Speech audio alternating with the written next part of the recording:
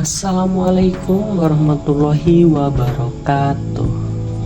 Kembali lagi dengan saya Sadulur Saputra.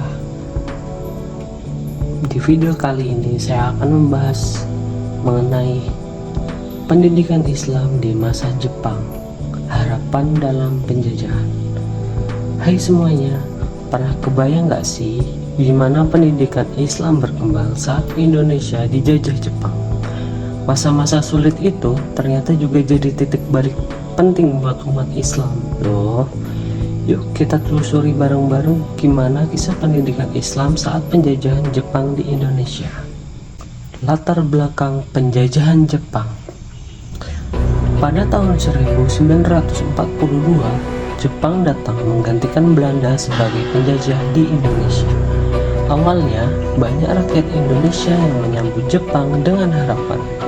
Tapi ternyata sama aja. Jepang tetap menindas, tapi mereka juga tahu satu hal penting.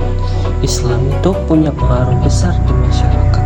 Maka dari itu, Jepang mulai mendekati tokoh-tokoh Islam. Nah, kemudian pendidikan Islam mulai diakui. Nah, karena Jepang butuh dukungan umat Islam, mereka memberi sedikit angin segar.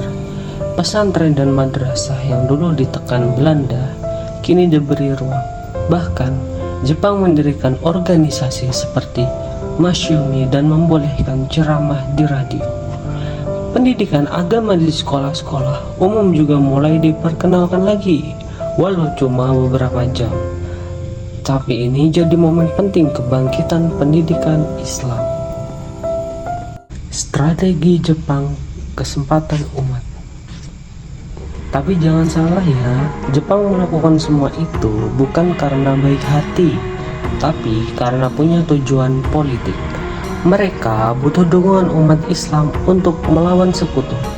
Walau begitu, tokoh-tokoh Islam cerdas menyikapi kesempatan ini. Mereka pakai celah ini untuk membangkitkan pendidikan Islam, seperti menambah jumlah sekolah Islam, mendirikan madrasah, menghidupkan kembali kegiatan kajian dan dakwah. Istilahnya, naik perahu Jepang tapi dayungnya punya sendiri. Dampaknya setelah Jepang kalah. Setelah Jepang kalah di tahun 1945, Indonesia memproklamasikan kemerdekaan. Tapi warisan zaman Jepang masih terasa. Apa warisannya? Yaitu pendidikan Islam sudah tumbuh kuat. Banyak tokoh Islam yang jadi pemimpin bangsa. Sistem pendidikan Islam mulai mendapat tempat di negeri ini. Jadi, meskipun masa penjajahan itu kelam, cahaya pendidikan Islam tetap menyala. Penutup.